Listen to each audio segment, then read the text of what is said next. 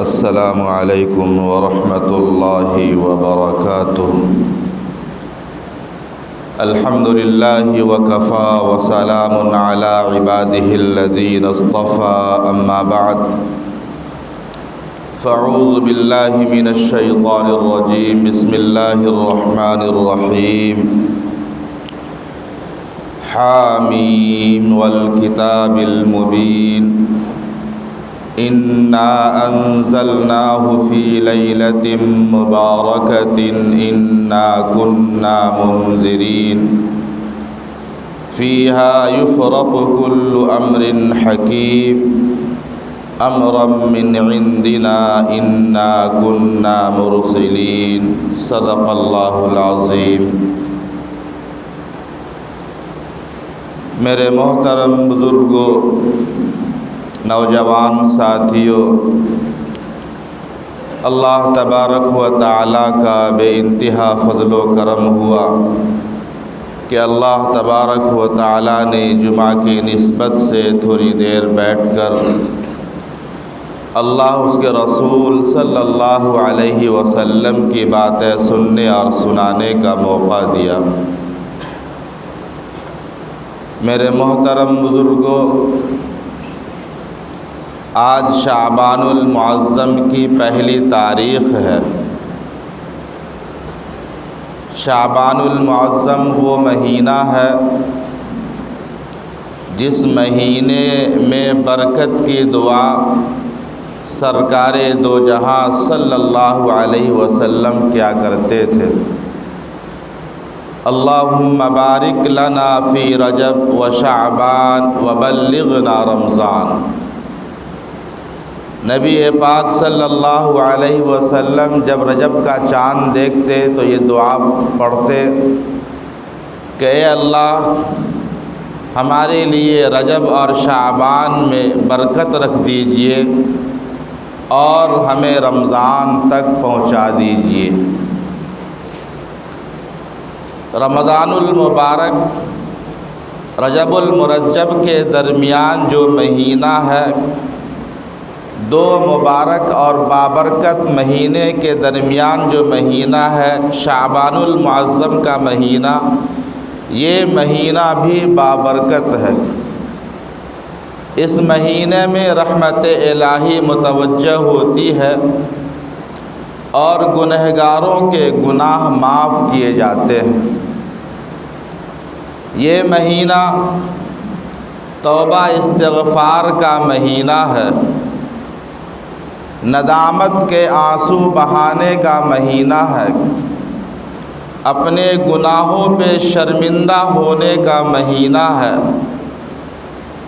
اور نیکیوں پر کثرت کرنے کا مہینہ ہے، نیکیوں میں اضافہ کرنے کا مہینہ ہے، نیکیوں میں جتنا ممکن ہو سکے آدمی کثرت کرے اور اضافہ کرے۔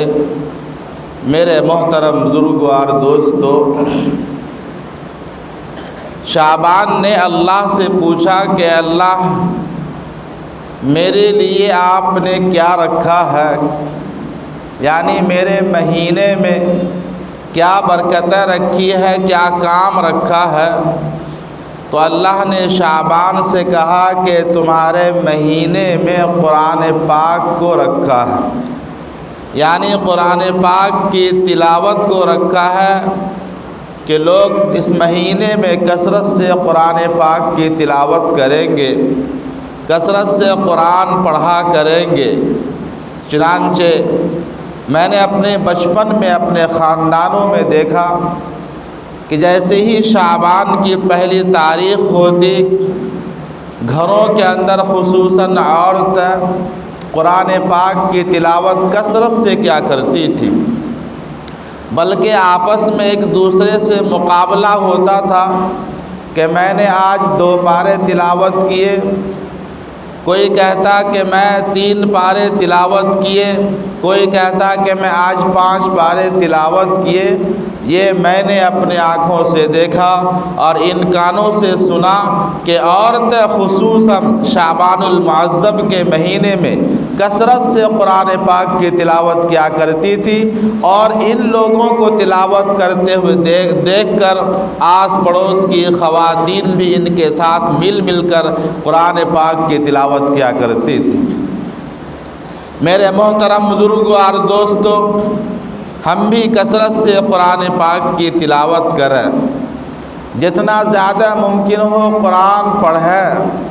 آج تو ہمارا حال یہ ہے کہ پورا سال گزر جاتا ہے، قرآن پاک کو کھول کر دیکھنے کی توفیق نہیں ہوتی، قرآن پاک کو چھونے کی توفیق نہیں ہوتی، اور نمازوں کے اندر وہی مخصوص چند صورتیں، چھوٹی صورتیں جو ہمیں یاد ہے اسی کو ہم پڑھتے رہتے ہیں۔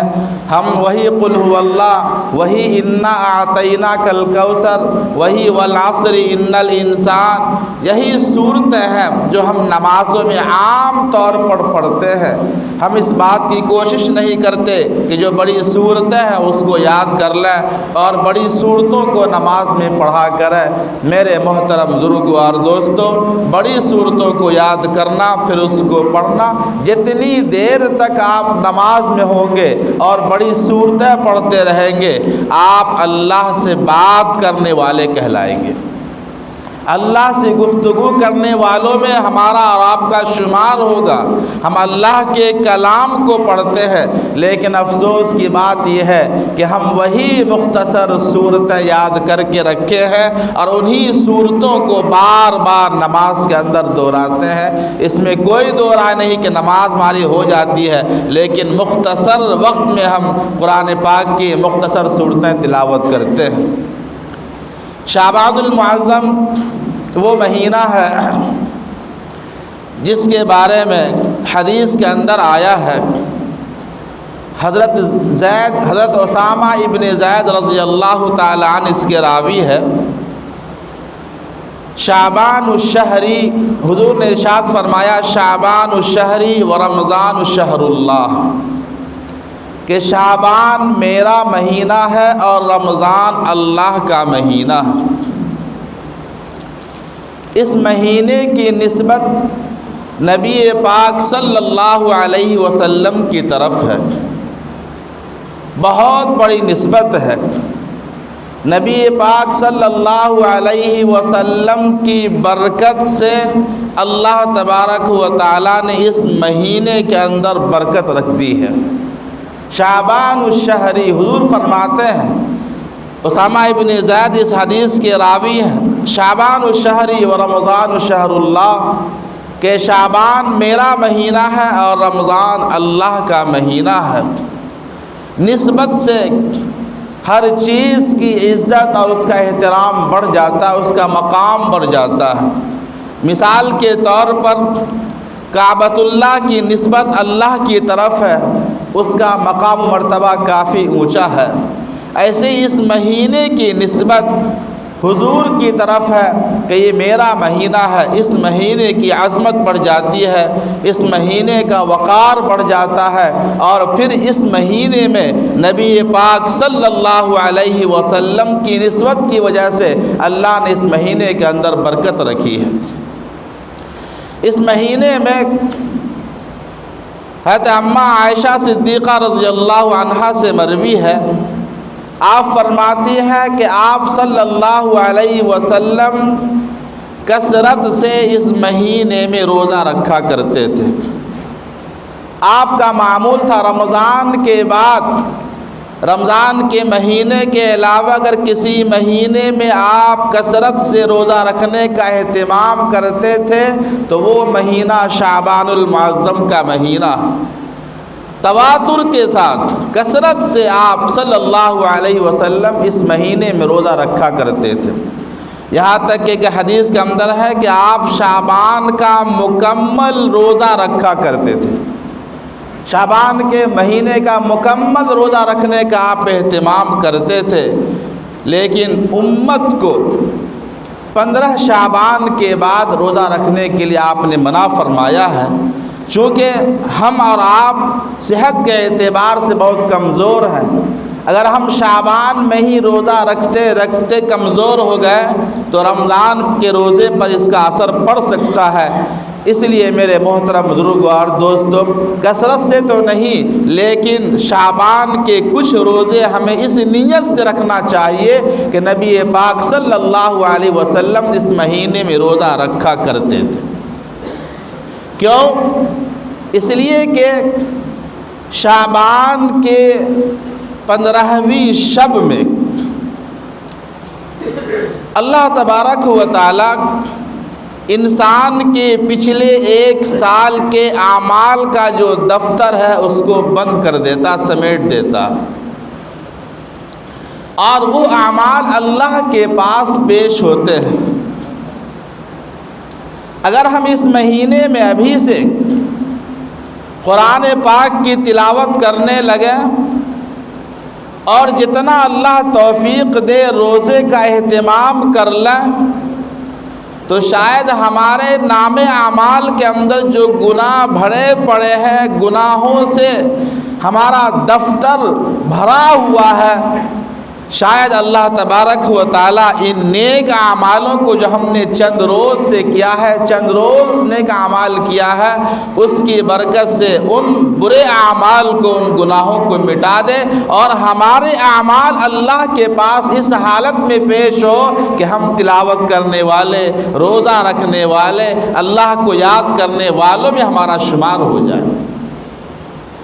تو یہ 15ویں شب کو ہمارے پچھلے 1 سال کے اعمال اللہ کے پاس پیش کیے جاتے ہیں۔ گزشتہ شعبان، 15 شعبان سے یہ 15 شعبان تک ہم نے کیا کیا؟ اللہ کو راضی کرنے والے اعمال کیے یا شیطان کو راضی کرنے والے اعمال کیے؟ ہم کتنے نے اعمال صالحہ کیے، کتنی برائیاں کیے، یہ سارے کے سارے ریکارڈ میں ہے، دفتر میں ہے، لکھے ہوئے ہیں، اور یہ پورے 1 سال کے اعمال اسی شعبان کی 15ویں شب میں اللہ کے پاس پیش کیا جائے گا۔ میرے محترم بزرگوں اور دوستوں، پھر اسی طریقے سے شعبان کی 15ویں شب میں ہمارے آئندہ 1 سال کا نظام العمل بنے گا۔ اس میں سے کتنے لوگ پیدا ہوں گے، کتنے لوگ مریں گے، کن کے ساتھ کیا حادثات پیش آئیں گے، کن کو کیا بیماریاں لاحق ہوگی، کیا کیا وغیرہ، یہ ساری چیزیں اسی رات کے اندر، جس کو بجٹ کی رات کہی جاتی ہے، اعمال نظام العمل بننے کی رات کہی جاتی ہے، اسی رات میں بنتے ہیں۔ اگر ہم ان راتوں سے پہلے اللہ کو راضی کرنے والے بن جائیں، اللہ کو خوش کرنے والے اعمال کرنے والے بن جائیں، تو شاید آئندہ سال کے لیے ہمارا جو نظام العمل بنے، ہماری قسمت میں جو چیز لکھی جائے وہ اچھی ہو جائے، وہ بہتر ہو جائے، ہماری اچھائی کی وجہ سے، ہمارے اچھے اعمال کی وجہ سے۔ چنانچہ حدیث کے اندر آیا ہے کہ 15ویں شب کو اللہ تبارک و تعالی انسانوں کے گناہوں کو معاف کرتا ہے اور بے شمار جہنمیوں کو جہنم سے نجات دیتا ہے۔ حدیث کے اندر آیا ہے کہ قبیلہ بنو بکر کے بکریوں کے بال کے برابر اللہ تبارک و تعالی انسانوں کے گناہوں کو معاف فرماتا ہے اور جہنمیوں کو جہنم سے نجات دلاتا دیتا ہے۔ قبیلہ بنو بکر کی مثال دے کر کے یہاں پر کثرت کو بتانا ہے۔ عرب کے اندر ایک قبیلہ ہے جو قبیلے والے بکریاں پالتے تھے، اور 1-2 بکری نہیں، سینکڑوں کی تعداد میں بے شمار بکریاں پالتے تھے۔ نبی پاک صلی اللہ علیہ وسلم نے قبیلہ بنو بکر کی بکریوں کی مثال دے کر کے فرمایا کہ 15ویں شب میں اللہ تبارک و تعالی بے شمار لوگوں کے گناہ معاف کرتے ہیں، جیسے کہ قبیلہ بنو بکر کی بکریاں اور ان کے جسم پر جتنے بال ہیں ان بالوں سے بھی زیادہ اللہ تبارک و تعالی گنہگاروں کے گناہ کو معاف فرماتا۔ ہم ایک بکری کے جسم پہ کتنے بال ہیں اس کو شمار نہیں کر سکتے، بے شمار بال ہوتے ہیں، بے شمار بال ہوتے ہیں۔ چہ جائے کہ ان قبیلوں والوں کے پاس بے شمار بکریاں ہوتی ہیں، تو اندازہ کیجئے یہاں پر بتانا یہ مقصود ہے کہ اللہ تبارک و تعالی اس رات میں بے شمار گنہگاروں کے گناہوں کو معاف فرماتا ہے۔ تو کیا ہم اللہ کے سامنے ندامت کے آنسو نہ بہائیں؟ کیا اپنے گناہوں پہ توبہ استغفار نہ کریں؟ ہم بیٹھے رہیں اپنی جگہ پہ اپنی مصروفیات میں اور اپنے من کے مطابق لغو کاموں کے اندر، بیکار کاموں کے اندر لگے رہیں، پڑے رہیں اور ہماری بخشش ہو جائے؟ یہ ناممکن۔ اللہ سے بخشش کروانا اللہ کی بڑی مہربانی ہے کہ اللہ ہمیں وقفے وقفے سے ایسی ساعتیں، ایسی راتیں، ایسے دن، ایسے مہینے عطا کرتا ہے کہ ہم اس کے سامنے گر گرائے وہ مجھے معاف کر دے۔ یہ اللہ کی بڑی مہربانی۔ یہ شعبان کا مہینہ، یہ سیزن ہے نیکیوں کا، یہ سیزن ہے توبہ استغفار کا۔ یہ شعبان کا مہینہ، یہ سیزن ہے اللہ کی رحمت کو لوٹنے کا۔ چنانچہ میرے محترم بزرگوار دوستو، اللہ تبارک و تعالیٰ 15ویں شب کے غروب آفتاب سے آسمان دنیا پر اپنی پوری رحمت کے ساتھ جلوہ افروز ہوتا ہے اور منادی اعلان کرتا ہے کوئی مغفرت طلب کرنے والا آئے معافی مانگے، گر گرائے، توبہ استغفار کرے، ہم اس کے ساری پچھلی گناہوں کو معاف کر دیں گے۔ یہ منادی اعلان کرتا ہے۔ اللہ تبارک و تعالیٰ آسمانی دنیا پہ جلوہ افروز ہوتے ہیں، اعلان کرتے ہیں، پکار پکار کر کہتے ہیں اے گنہگار بندو، اے گنہگارو، اے نافرمانو، اے جس نے اپنی مرضی کے مطابق زندگی گزارا ہے، ابھی بھی موقع ہے، ابھی وقت ہے، آ جاؤ میرے قریب، میری رحمت پوری جوش میں ہے، میری رحمت متوجہ ہے، میری طرف سے مغفرت کا اعلان ہے، تم آؤ تو صحیح، چل کر کے آؤ، دو آنسو ندامت کے بہاؤ، میں تمہارے پچھلے سارے گناہ معاف کر دوں گا۔ اللہ پکار پکار کر کہے گا اس رات کے اندر۔ اسی طریقے سے منادی اعلان کرے گا آسمانی دنیا سے، اے رزق طلبگارو، اے رزق طلبگارو، جس کو تنگی کی شکایت ہے، رزق میں کمی کی شکایت ہے، بدحالی کی شکایت ہے، پریشانیوں کی شکایت ہے، روز رزق کے لیے ہم پریشان رہتے ہیں، در در کی ٹھوکریں کھاتے ہیں، اللہ کے پاس ہم نہیں جھکتے، اس کے پاس ہاتھ نہیں اٹھاتے، وہ اللہ پکار پکار کر کہے گا اے رزق طلبگارو آؤ، تمہیں کیا تنگی ہے، رزق کی کیا پریشانی ہے، مجھ سے کہو، مجھ سے مانگو، میں تمہیں رزق عطا کروں گا۔ اسی طریقے سے میرے محترم بزرگوں اور دوستوں، 15ویں شب کی رات یعنی مغرب کے بعد سے منادی اعلان کرے گا کہ اے مصیبت زدہ، اے پریشان حال، جو جس پریشانی میں ہے، ہر ایک کے ساتھ کوئی نہ کوئی پریشانی لگی ہوتی ہے، اللہ ہر مصیبت زدہ کو آواز دے گا اے مصیبت زدہ، اے پریشان حال، آؤ تو صحیح میرے پاس، آؤ قریب، آؤ میرے پاس، بتاؤ کیا مصیبت ہے، کیا پریشانی ہے، کس مصیبت سے چھٹکارا چاہتے ہو، نجات چاہتے ہو، آؤ آج کی رات تمہاری مصیبت کو، تمہاری پریشانی کو دور کرنے والے۔ افسوس کا مقام ہے، اتنی فضیلت اور اتنی رحمت اور مغفرت کے لیے منادی اعلان کرے گا، لیکن ہم جیسے کہ ویسے اپنے بدعمالیوں کے اندر، برے اعمال کے اندر پڑے ہوئے ہیں۔ میرے محترم بزرگوں اور دوستوں، میں آج اس بیان سے آپ کو یہ پیغام دینا چاہتا ہوں کہ اپنی زندگیوں میں تھوڑی تبدیلی لائیں۔ یہ تبدیلی لانے کا مہینہ، اپنے اعمال کے اندر تبدیلی لائیں۔ زندگی گزارنے کے یہ طور طریقے ہم نے غیروں کے اختیار کیے ہوئے ہیں، اس کے اندر تبدیلی لائیں۔ اللہ اس کے رسول کی اطاعت کریں، اللہ اس کے رسول کے احکام کی اطاعت کریں۔ اللہ اس کے رسول جن باتوں سے خوش ہوتے ہیں، جن کاموں سے خوش ہوتے ہیں، ان کام پر عمل پیرا ہونے کی فکر پیدا کریں، اور اپنے اہل و عیال کو بھی، اپنے بچوں کو بھی اس بات کی ترغیب دیں کہ یہ مہینہ شعبان کا مہینہ ہے، یہ مہینہ قرآن پاک کی تلاوت کا مہینہ ہے، اس مہینے کی نسبت نبی سے لگی ہوئی ہے۔ اس مہینے میں نبی روزہ رکھا کرتے تھے، ہم بھی روزہ رکھیں۔ نبی کثرت سے نمازیں پڑھا کرتے تھے، ہم بھی نمازوں کا اہتمام کریں، نوافلوں کا اہتمام کریں۔ جب جا کر اللہ تبارک و تعالی ہماری ساری خواہشیں پوری فرمائے گا، ساری پریشانیوں کو دور فرمائے گا اور ہماری مغفرت فرما دے گا۔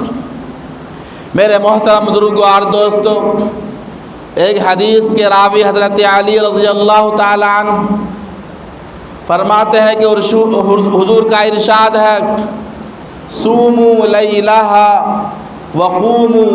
قوموا لیلہا وصوموا نہارہا۔ صوموا لیلہا وقوموا نہارہا، یعنی 15ویں شب کی رات میں قیام کرو، نماز پڑھو، عبادت کرو، نوافلوں کا اہتمام کرو اور دن کا روزہ رکھو۔ دن کا روزہ رکھنے کا حکم دیا گیا۔ ہم دوسرے خرافات کے اندر لگ جاتے ہیں، دوسرے کاموں کے اندر جس کا شریعت میں کہیں سے تذکرہ بھی نہیں، ان کاموں میں لگ جاتے ہیں۔ جیسے کہ مثال کے طور پر 15 شعبان کو ہم حلوہ پکانے کا اہتمام کرتے ہیں، اور بہت سی باتیں ہیں جو کہ وقت ہو رہا ہے، ہم حلوہ پکا کر کے تقسیم کرنا ثواب سمجھتے ہیں، ثواب کی نیت سے تقسیم کرتے ہیں، یہ غلط ہے۔ حلوہ کھانا بنا نہیں ہے، آپ روز پکائیے، روز کھائیے، روز کھلائیے، لیکن 15ویں شعبان کو خصوصاً اس نیت سے حلوہ پکانا اور حلوہ کو تقسیم کرنا کہ مجھے ثواب ملے گا، یہ کام کرنے کے نہیں ہے۔ اس کو ہم انجام دیتے ہیں اہتمام کے ساتھ، خصوصاً عورتیں گھر کے اندر اس کام کو اہتمام سے انجام دیتی ہے۔ ایک جو وقت پہ نماز فرض ہے وہ نہیں پڑھتی ہے، روزہ رکھنے کا حکم دیا گیا وہ نہیں کرتی ہے، لیکن حلوہ ضرور پکائے گی۔ میرے محترم بزرگوں اور دوستوں، آپ ان کو منع کریں، سمجھائیں۔ آپ گھر کے ذمہ دار ہیں، بڑے ہیں، تو آپ کی ذمہ داری ہے کہ ان کو ایسے کاموں سے جو خرافات ہے، جو بدعات ہے، جس کا شریعت میں کوئی تعلق نہیں، ایسے کاموں سے روکنے کی ذمہ داری مردوں پہ عائد ہوتی ہے کہ عورتوں کو وہ منع کرے۔ بہرکیف میرے محترم بزرگوں اور دوستوں، ہم اس مہینے میں ایک اپنا نظام العمل بنائیں اور یہیں سے رمضان کے استقبال کے لیے تیار ہو جائیں۔ اپنے اندر جو کمیاں ہیں، جو سستیاں ہیں، جو کوتاہیاں ہیں، اعمال صالحہ کے متعلق ان کوتاہیوں کو دور کریں، کمیوں کو دور کریں، اپنے اندر تبدیلی لائیں، اللہ کو راضی کرنے والے اعمال کرنا شروع کر دیں۔ یہیں سے نماز کی پابندی کا اہتمام کریں، قرآن پاک کی تلاوت کا اہتمام کریں، توبہ استغفار کا اہتمام کریں، اور جتنا ممکن ہو اللہ اس کے رسول کو راضی کرنے والے اعمال کرنے کا اہتمام کریں۔ اللہ تعالی ہم سب کو نیک اعمال کی توفیق عطا فرمائے۔ اللہ تعالی ہم سب کو کثرت سے قرآن پاک کی تلاوت کرنے کی توفیق عطا فرمائے۔ اللہ تعالی ہم سب کو روزہ رکھنے کی توفیق عطا فرمائے، نیک اعمال کرنے کی توفیق عطا فرمائے۔ وآخر الدعوانا الحمد للہ رب العالمین۔